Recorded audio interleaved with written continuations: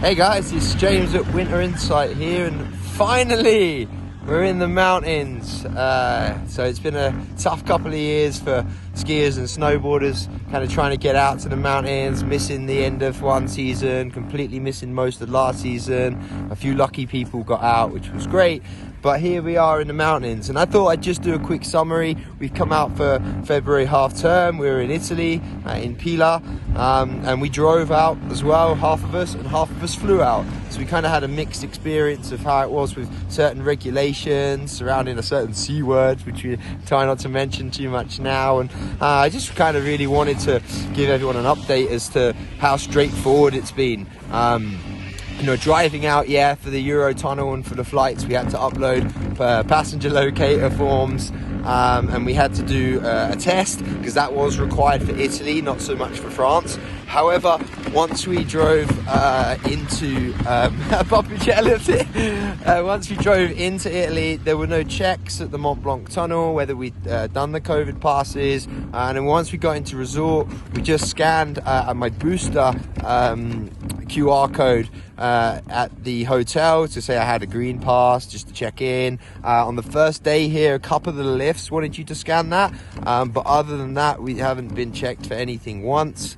Then there is the gondola that come up in, that does require face masks still, although slightly frustratingly there's a few people in the gondola that then had their face mask dropped off, and so everything seems to be chilling out a little bit, which is great, and getting here and traveling was much easier. The guys that flew out, similar kind of regulations, but again, they weren't really asked to check, but of course they uploaded their COVID test results with their passport details in their flights, so you might say that was checked already automatically, and they had nice quick easy transfer through the airport up to resort fine as well. So it's been a really kind of positive experience. A couple more hurdles than usual, less so than there was a few weeks ago, but certainly things seem to be easing out here. There's been some more updates today about more relaxations in Austria. Obviously France is now kind of really relaxed, but here in Italy everything seems pretty friendly. In the hotel,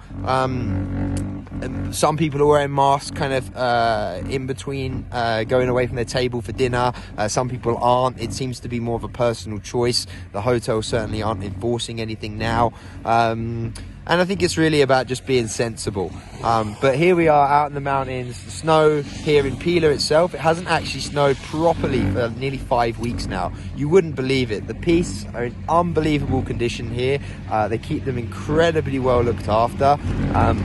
Snow cannons on the go. It's north facing here as well, which helps. We had a little bit of rain this morning as well, but it doesn't seem to have ruined anything.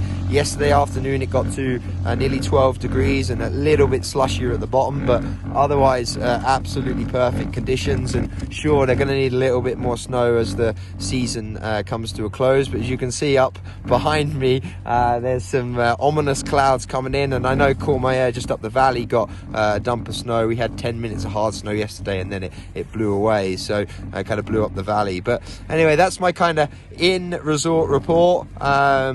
Props to Pila for doing a great job here on all the pistes, and props to the hotel. We're staying in the Plan Bois for having excellent service. Really good stuff, and I'll give you another update kind of after we get back, and to let you know how our travel back went. But that's an update from me here in Pila, Italy, and I'll see you next time.